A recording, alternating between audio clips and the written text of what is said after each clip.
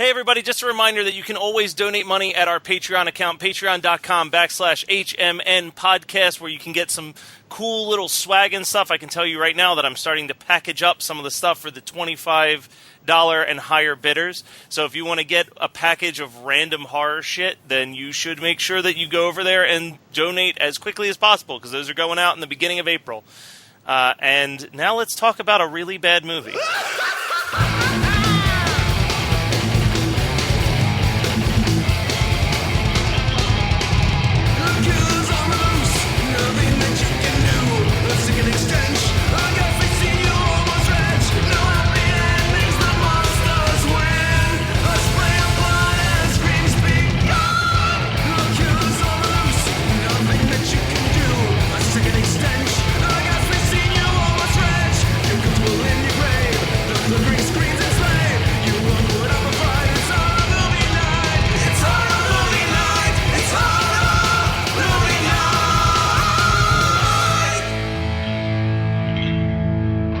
Lace up your Converse and let's go get some ice cream, because we're going to be seeing who's the last person to get to the playground today while we discuss Ice Cream Man from 1995 starring Clint Howard. Oh, Jesus Christ. And we're joined by a special guest, Chris Fafalios of Punchline and the Men in Their 30s Only podcast. Chris, I am so sorry that we made you watch this movie. It's okay, man. It was a challenging watch, but, you know, I'm a big... growing up, I watched a lot of USA Up All Night and whatever. I'm kind of used to this. This was especially bad, though. I have to say this was a special kind of bad. Yeah, there was a lot of issues with this movie right out the gate. The movie starts off with an ice cream man just getting gunned down for no explanation whatsoever. Yeah. But well, I think that it was gang related. That was what I took from that. Yeah, I mean, they tell us something along those lines eventually, but and then we get this. Oh, wait, does that? That's only for the people that watch this movie at 1x. Was that related to the ice cream gang wars, where one went in on another one's turf, and that's what happened there? Yeah, maybe, Team Chocolate versus Vanilla. You're asking the absolute wrong person, because the dialogue in this movie does. I mean, I did watch this movie completely, but I did not pay any attention to what they were saying. After I realized that the quote unquote fat kid was just a skinny kid with a pillow under his shirt. Yeah. I thought that. Yeah, Tuna had about 10 shirts on. Yeah. Dude, so I mean, it's fine. It's just. What is wrong with this town? This whole town is insane. So, like, an ice cream man gets gunned down in, like, the 50s, I guess it is, and there's a little boy, and he just sits there and is saddened that no one will deliver the ice cream anymore. But no. He sits there, like, eating his push-up pop. Now, wait, I haven't even opened my goddamn notes. You're just steamrolling through here. I love that as soon as I see the black and white, because, of course, it's the black and white, you know. I mean, it's not like it would have been the 70s, because that would have made more sense that he was, you know, like 7 in the 70s, and then is an adult Clint Howard with awful hair in the early 90s, because this movie was, what, 95? 95, I believe it was shot in, like, 92, 93, and sat on a shelf for a while. It should have stayed there. So, do you know who wrote this movie? Because this blew my mind. I do. Yeah, it's. I researched that. Yeah. The guy who wrote the Wedding Crashers. Yeah, this was the first film from the guy who wrote Wedding Crashers and Fred Claus. Well, he's a fucking awful writer anyway, obviously. So I'm not surprised. And that doesn't blow my mind at all. And the director had only directed porn up until and after this movie. So this is kind of just like dairy porn. Yeah. Did you say dairy porn? Yes, I did. God damn it. When I'm watching the black and white, I got my notes going while you were telling me that this guy only did porn. So Gregory just wanted a push pop. He didn't get a push pop, you know? Yeah. Push up. And I'm like, that shit reminds me of those orange Flintstones push pops that I had when I was the same age in the 90s when this movie came out. And then when it's present day, The kid asks for an orange push pop.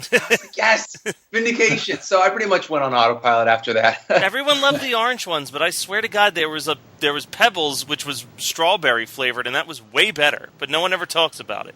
I don't think that had a national rollout. That must have been local. That, or it's just another piece of the Mandela effect. Yeah, because we're in the darkest timeline right now. Well, I swore that there was already an Ice Cream Man sequel. Like, I feel like I vividly remember seeing the cover for it, but apparently the closest there ever came to a sequel for this movie was a failed Kickstarter attempt that only got $4,000 of the $300,000 goal that it wanted for a sequel to this. Yeah, I have a question.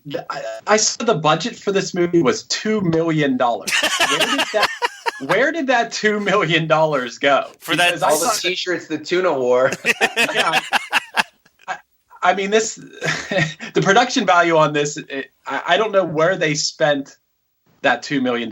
I mean, it's not on the cast. It's not on. I don't know, man. Or even props. They got 100,000 gallons of melted, shitty-looking ice. This movie is like what grossed me out the most about this movie was not the like 1 pint of blood they used the entire fucking movie. It was the fact that all the ice cream looked like it was going bad. Dude, would you buy ice cream from this guy? Like, no matter how hungry you were, like. I guess that it's supposed to be implying the kids don't give a shit, and they're like, they just want ice cream. But it really, my suspension of disbelief was just teetering on the edge of oblivion the entire time. The second he pulled that push pop away from me, I would have been like, just keep it and the money. I'm good. Do you guys think that the profession of ice cream man is just a little bit creepy to begin with? I think it's a pretty strange thing that still exists. Yeah, I was thinking about that. That's like, I don't know. At the most, that is like high school senior looking to make money. At the worst, it's like side job that you do in your spare time. But like full-time ice cream man career is beyond disturbing. Well, okay, so let's unpack that just a little bit. First of all, Clint Howard needed a mustache for this because if you're an ice cream man, you have to have a shitty mustache. Secondly, you're right, it's not enough money, but also he pays his landlady, who is also a beautiful woman playing an old woman. And they didn't even put any makeup on her, but they had her have a British accent, because that somehow makes sense. So he pays for an ice cream, which I don't know exactly how that works. But also, she was complicit in his torture that kind of cemented him into this demented killer, right? Like, she was the nurse at the insane asylum that he was at for 20 years. Which we'll get back to that insane asylum because... No. There's so many questions. Yeah. And I have a lot of answers for why you like it. All right? Starting and ending with Psychotic Symphony. Absolutely. I actually have a note that says this reminds me of the Psychotic Symphony sequence in Bad Channels. But, so I have... No. I'm not done talking about this yet. So why would you let a kid who went to an insane asylum... Like, this nurse is the worst person in this movie, right? Like, she lets him out of the insane asylum. When you go to the insane asylum, you see that they didn't do anything. They just made people crazier, and she was complicit. So maybe she's crazy too. But she lets him live there. He kills her dog, I guess. And I don't know how long he's been the ice cream man. I'm guessing it's like maybe a month before this happens, because he's got a really short fuse here. But she like knows that he's triggered by ice cream man. She knows that he's an ice cream man now. And also, if he's got really lax sanitary law, like rules for himself, he's like got cockroaches walking. I don't know why cockroaches would even want to be anywhere near ice cream, but he's got cockroaches walking on it, blood everywhere, rats. And nobody's getting sick off of the ice cream man's ice cream that he makes himself, and somehow he liquefies people into it. Oh, Jesus Christ, this fucking movie. So this movie also, so there's the insane asylum sequences, but they also as much as they remind me of Psychotic Symphony, they also remind me of a bunch of the nightmare sequences from Pee-wee's Big Adventure, like where like the clowns are like saving the bicycle and like rebuilding it. This movie, which is nightmare fuel for a little kid. Oh, absolutely. This movie is nuts, but not every day can be a happy, happy day. There's one quote that I wrote down from this movie, and I don't know why, but it's a shining example of the terrible dialogue in this movie, which is early on when the kids are trying to get the ice cream, and I believe it's Tuna that just goes, "Peanuts give me gas." And he just says it like very matter-of-factly, and it's like, all right, that's the extent of comedy for this. I have so many quotes that I wrote down from this movie that I can list a few of them off for you real quick if you guys are interested. Yeah, take us down memory lane. One of them is there's the asshole wannabe cop brother. Who, you know who I'm talking about? Oh yeah, he is such a dick. He like goes off for forever on the on Tuna's name. Yeah. But isn't his brother's name fucking Racer? Yes. They sound like nicknames for kids from Rocket Power, which is great because their nickname is the Rocketeers. But yeah, and that's the worst name for. It's not a cool quote unquote kids club name at all. No. The two quotes that I have written from that guy are, this is at the end of the dinner table scene, is the mother tells him that he has to take Racer to the movies, and it ends the scene by going, "This is great. I'm definitely not going to a G film." The other one, much later in the movie, that guy has, "Janet, I got the gun. The badge will follow." Oh my God. If you just wrote down quotes from that dude, you made this episode, because he's the best part of the movie, because he's terrible. And he also somehow becomes the hero, kind of, in the end, or sort of. I guess it's really hard to place who's what in this movie. There's no hero in this movie. Yeah, he acts the hero for about 5 minutes, and then that comes to an end pretty fucking quick for him. Yeah, true. But hey, and the whole like mental institution, all the people with lobotomies, that was such a tangent from the movie. And then all those people were loose, and then you never heard anything about them again. And they weren't really that threatening. Yeah, right? One of my notes just says, like, I'm at the point in the sane asylum and I can't stop yelling at my TV, what is happening? Because it seems like this movie reminded me of two very different episodes of Tales from the Crypt just kind of smashed together. And like the one was that it reminded me of, there's an Ice Cream Man episode where it turns out the Ice Cream Man is like a weird Siamese twin brother, and their like truck is a complete disaster inside. But the other one is, there's one where John Lovitz wants to star in Hamlet, and at the end he realizes that he didn't get cast as Hamlet, he got cast as the skull that Hamlet holds. And finds out that he's actually in a sane asylum where all of the inmates have taken over the asylum and want to put on a play. And it's like, man, this movie just feels like it pulled from some really obscure Tales from the Crypt episodes and threw Clint Howard and somehow got David Warner to agree to be in the movie and then called it a day. I mean, was Clint Howard really doing much else in '93 when they made this movie? According to IMDb, this was his first starring role since Evil Speak. So, holy shit! So no. He went almost a whole lifetime before. Yeah, because Evil Speak was 81. Like, Jesus Christ! I just want to believe that he was out there impregnating tons of women. I'm Clint Howard's brother. This is like his pickup line.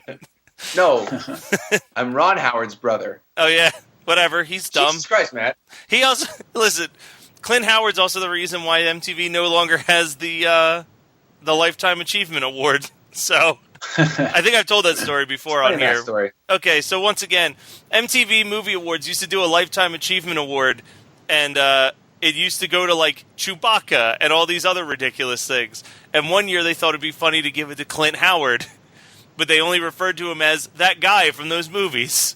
And Clint Howard came up on stage and accepted the award and gave a really sincere speech, and it was such an awkward moment that they no longer do the award.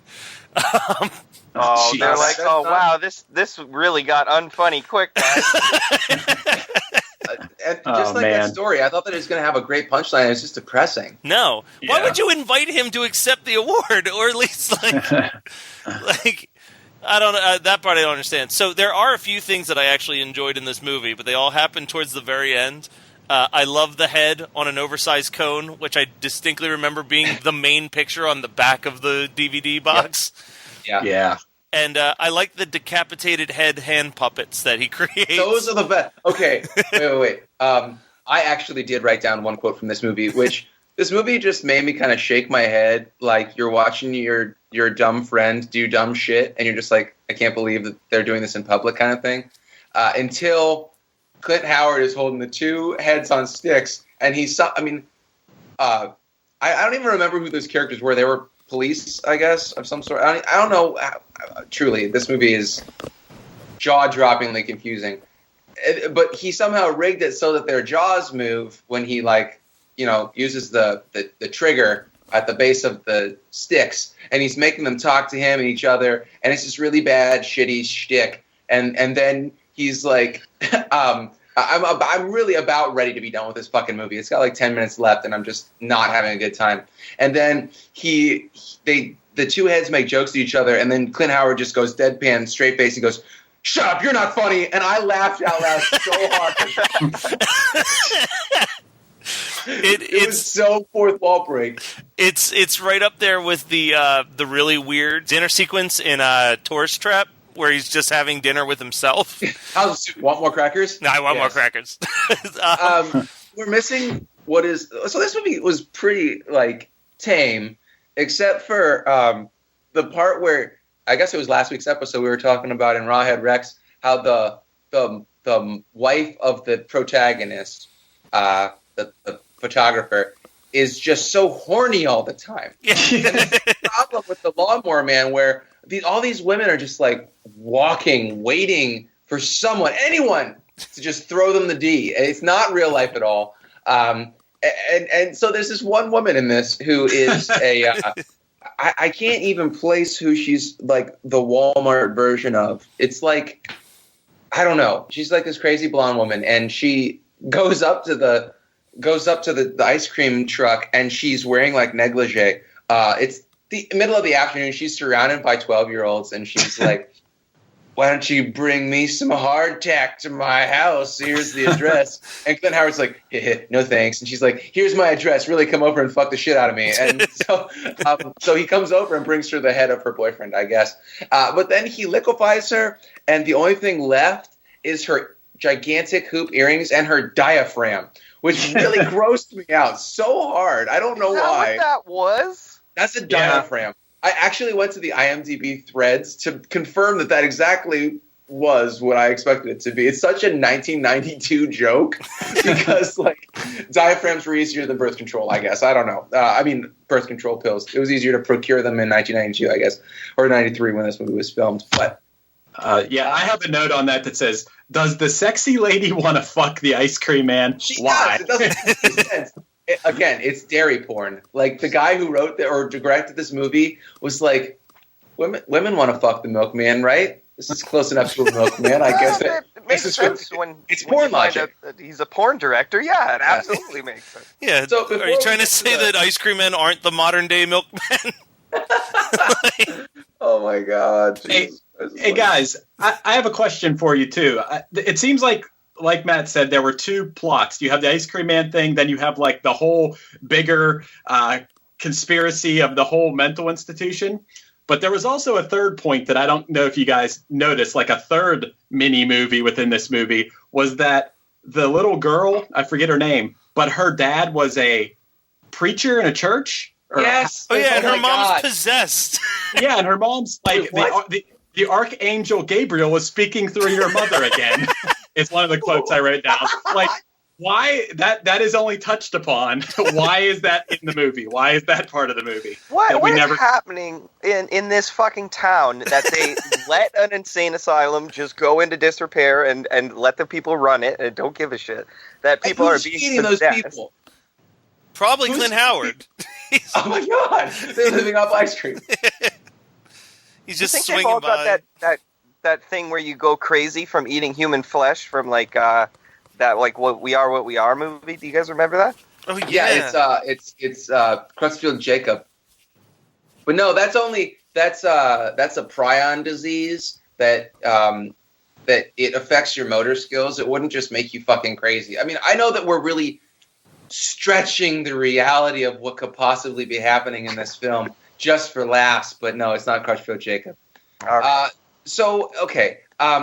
A couple things that I want to get to before. I mean, these are totally out of order because we're just we're hopscotching around this movie. Yes.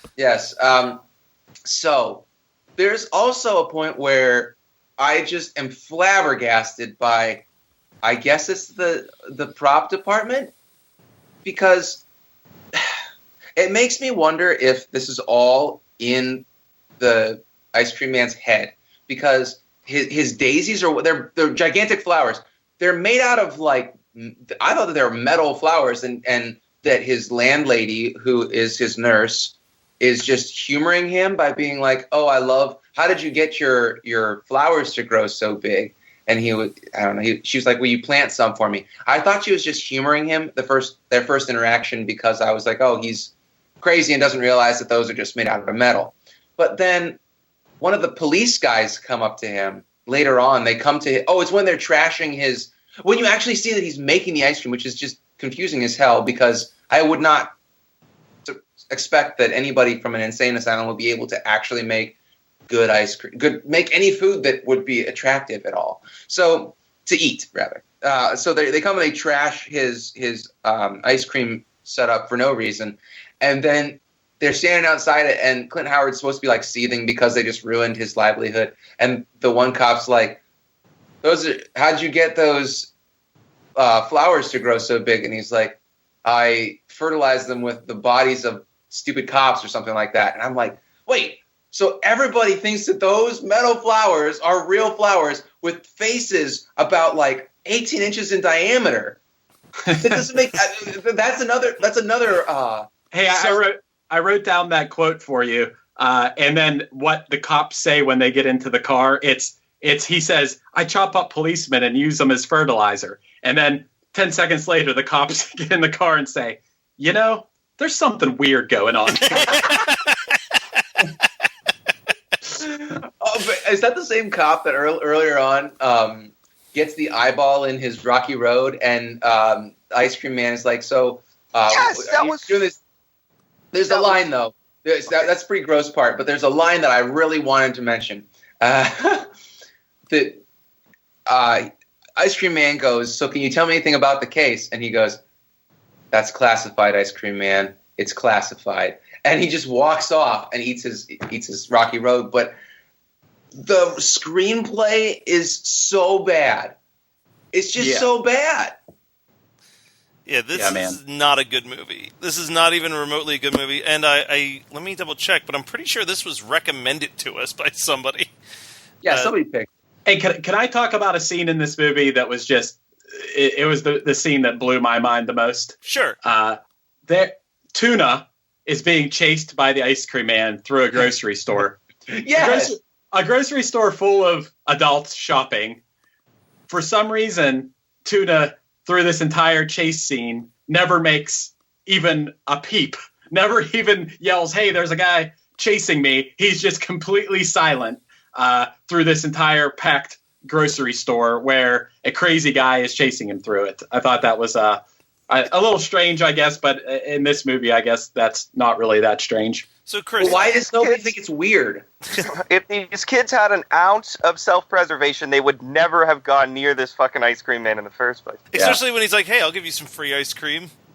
There's nothing creepy about that. And then why is that one kid, the one nerdy kid, hangs out with him and doesn't run away, and he's got this weird Small Paul syndrome. Yeah, you talking about Small Paul? Yeah, everybody's got a nickname in this fucking movie. He's getting brainwashed by Clint Howard's charm, the overwhelming charm. No one ever. Jesus Christ, Clint Howard is the least charming, least charismatic person we've ever watched. I mean, I love the guy because he's so oblivious to reality, but that just doesn't make any sense. That this nerdy kid, the kid that in Home Alone, is it the same kid from Home Alone who like drinks the Pepsi and is going to piss the bed?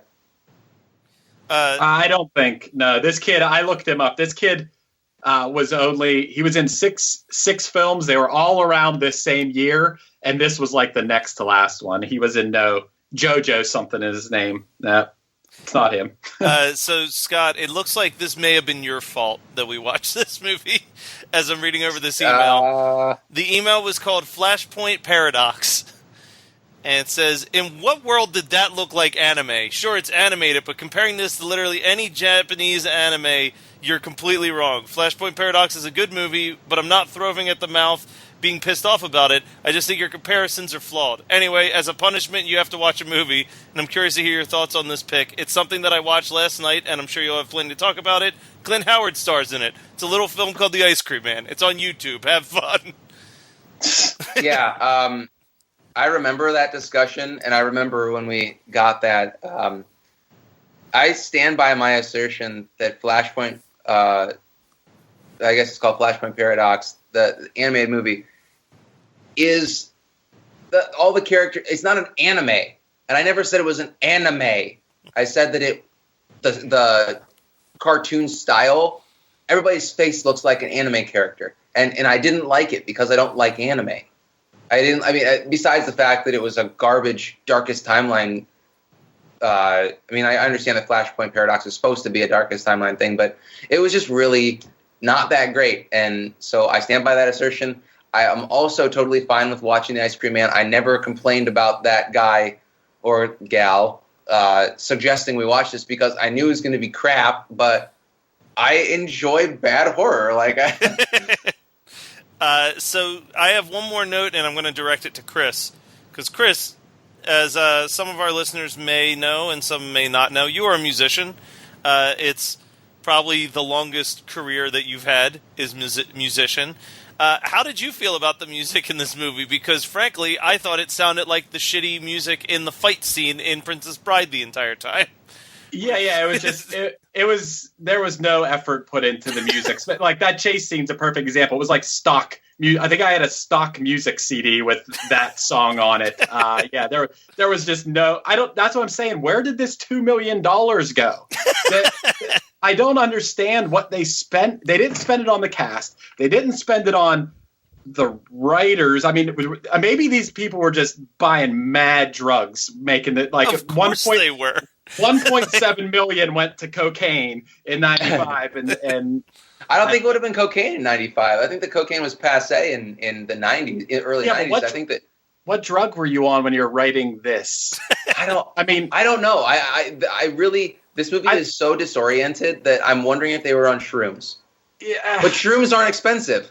Yeah, but this guy comes from porn, so I think it may have been coke. Yeah, I think it may. The movie was an afterthought. The movie was an afterthought for sure, for whatever was going on at the time. Dude, I have so many more notes about this movie. I don't mean to there's the dialogue, the writer. I guess Wedding Crashers was an all right movie, wasn't it? I don't really remember it that well, but it was. I fucking hated it. Okay, yeah, I'm not a big Vince Vaughn fan or whatever, but I mean, there were so many for example. I want to talk about the Ice Cream Man himself, like the character, how it's just a mess because, you could have him be this guy who was lobotomized. So he's like kind of clueless as to what's going on and he's real dark. That would have been the way to go. But instead, he is part that, but he's also part like really passive aggressive and I chop up policemen and use them as fertilizer line. What is it? Hold on a second. I got it. Oh, you little turds are going to have to learn that you can't run from the Ice Cream Man. This guy should be like a subtle kind of scary, but he's just confused. Like, I feel like he shouldn't even realize what he's doing is wrong, but he seems to be well aware that he's fucking nuts. Yeah. The one thing I as far as quotes go, what the quote of the movie is, right?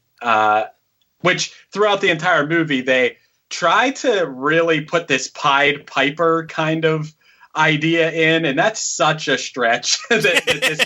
that this movie has any kind of parallel to the Pied Piper. Like, you have the creepy, like, obvious guy at the beginning, the old guy at the park who's cleaning up trash, who's really, like, overdoing it with the foreshadowing and the Pied Piper and everything. They keep trying to bring that back, but then in the end, that sucked.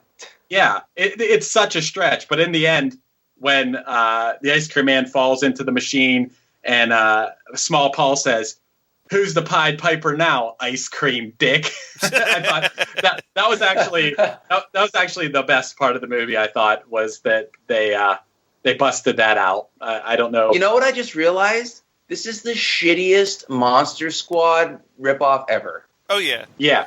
And Stand By Me, because the payoff line in Stand By Me is suck my fat one, you cheap dime store hood. And this was, who's the Pied Piper now, ice cream dick.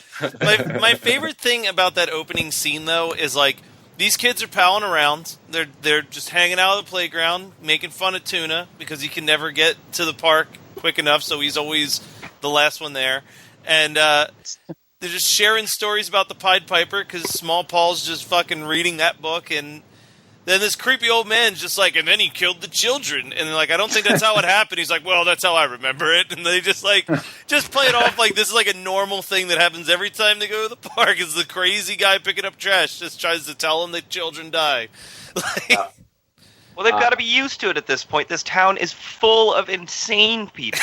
like everyone's unfazed by every crazy moment that happens. Yeah. It's just, So I guess the takeaway, I don't know if we're hopping to the end, but the takeaway is that Small Paul will now carry on the legacy of the Ice Cream Man if there had been a sequel. Is that the idea? I'm guessing Clint Howard was signed on to be in the sequel, which I don't know. They should have just gotten the fucking kid. Yeah. Well, the name, Sid, you want to know what the proposed name for the sequel was? Because it's pretty great. It was Ice Cream Man 2 Sunday Bloody Sunday. Which is that's some good shit right there. Get the fuck out.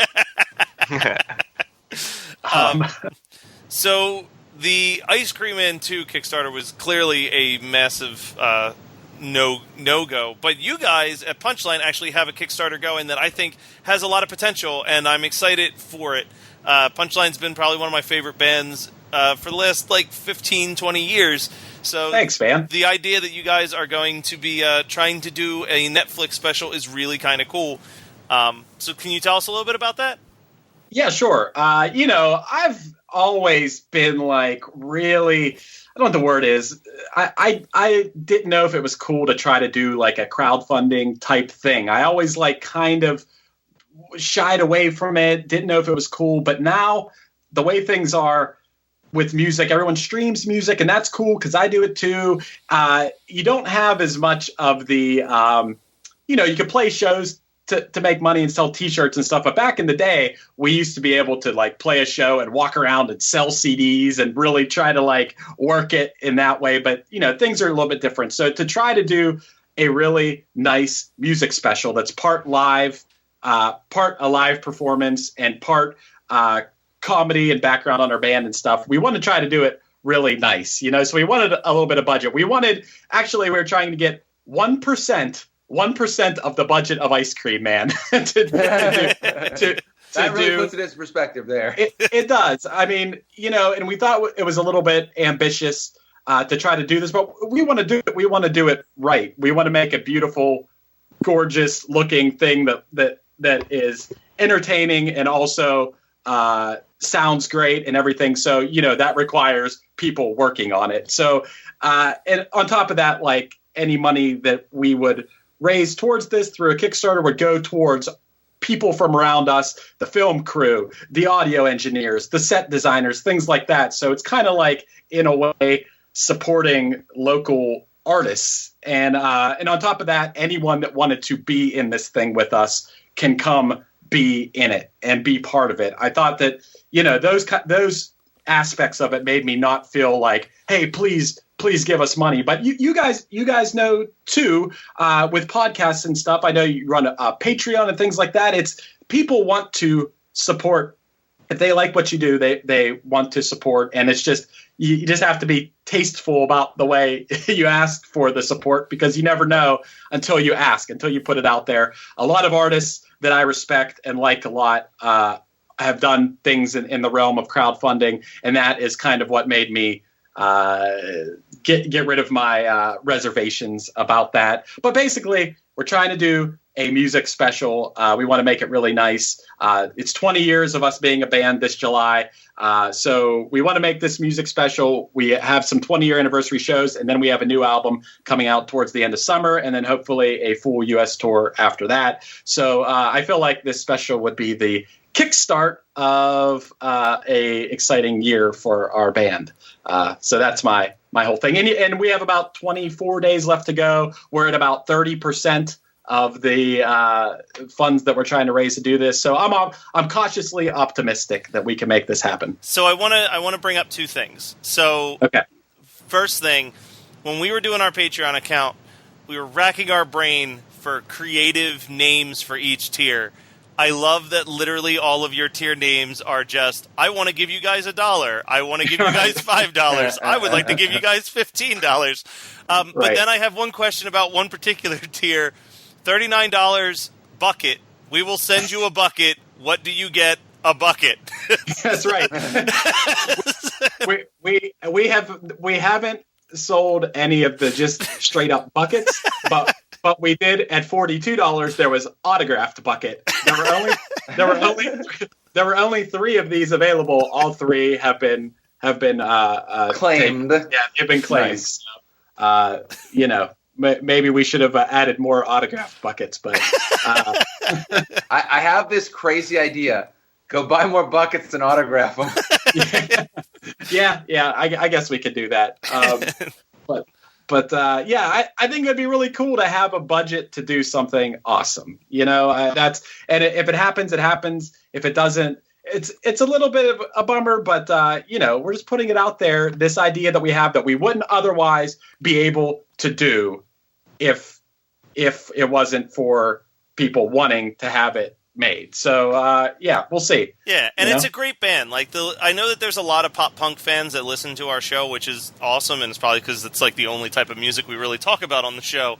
We talk about metal too. Occasionally, but people get way more angry when we talk about metal. That crowd is one friend. That crowd's way more defensive than the pop punk crowd.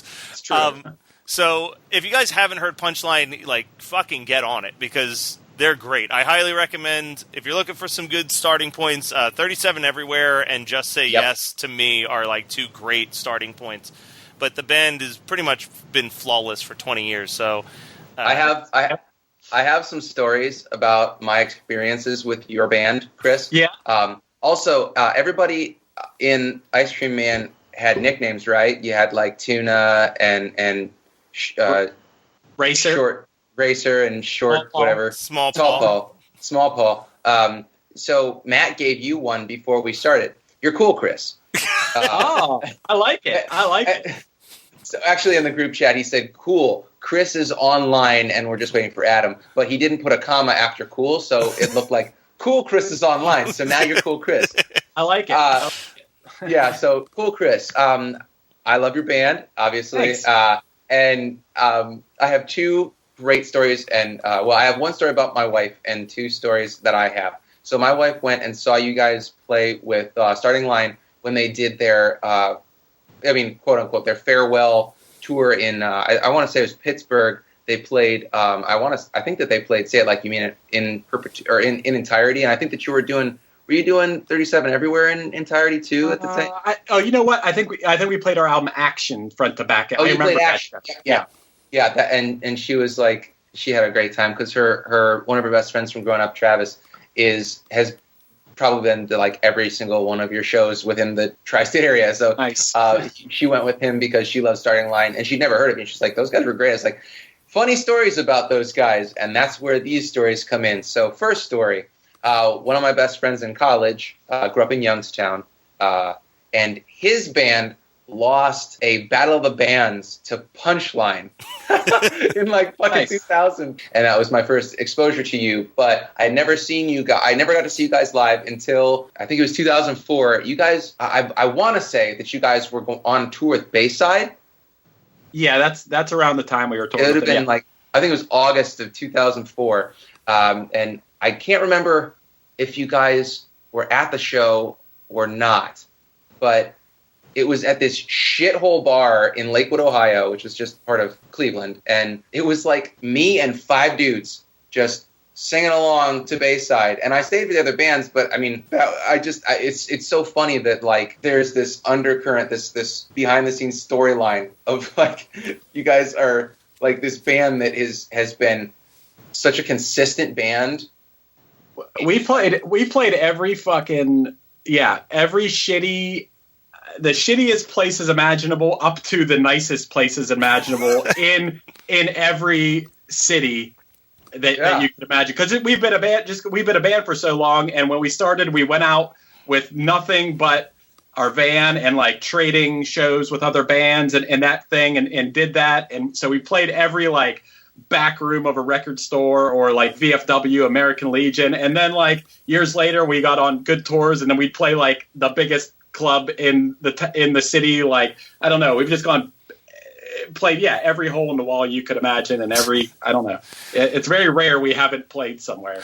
My biggest memory of you guys is honestly the first time I met you, when you guys walked into a comedy club when I was in the middle of singing a song about slapping people with my penis. Man, I was just thinking about that. That is, when I think of you, I think of that song, and I think about singing along with people at that show. I love that show. You and Jonathan London, and a couple other comedians. I thought that was great, man. Yeah, then we got tacos the next day with Jonathan.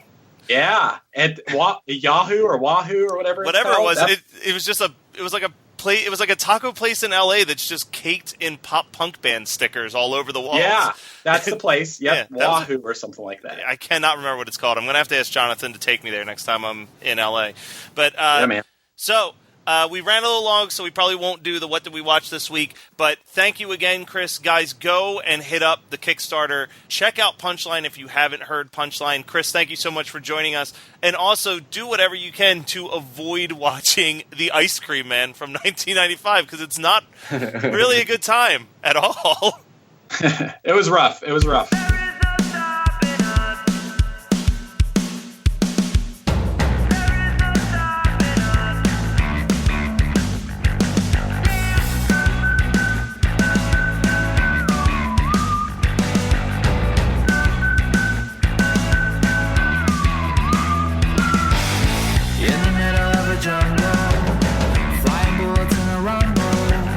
Stay down or you're done for. You don't wanna see that red door.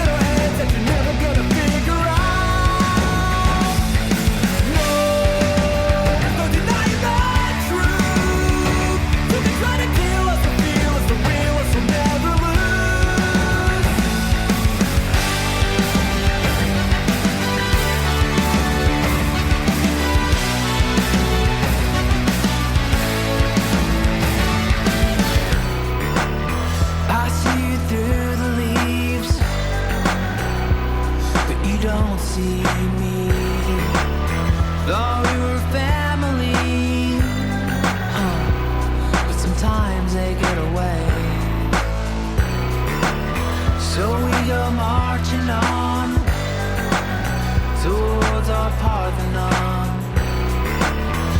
Another day to see the sun, and then the nighttime comes. Don't tell me it was all for nothing. You will not drag us down. Think you can stop us now? No!